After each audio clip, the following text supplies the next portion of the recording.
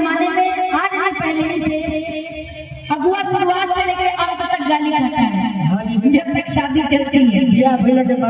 थोड़ा सा भी पति पत्नी का झगड़ा हुआ पता नहीं कहाँ का शादी सब माटी का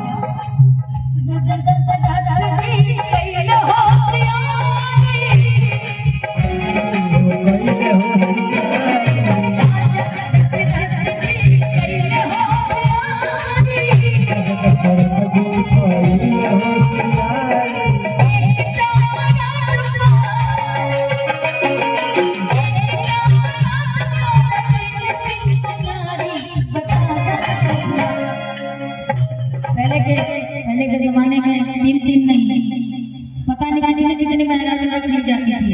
एक कलयुग में अगर पता चल जाए कि हमारे सैया जी हमारा सखी से बतिएले आई हो दादा नीला ड्रम और 2 बोरी अंबुजा सीमेंट में व्यवस्था हो जाए वो नहीं हो तो कोर्ट कचहरी तक हुई जाए।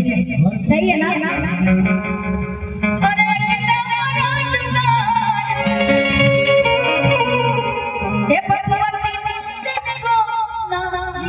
बता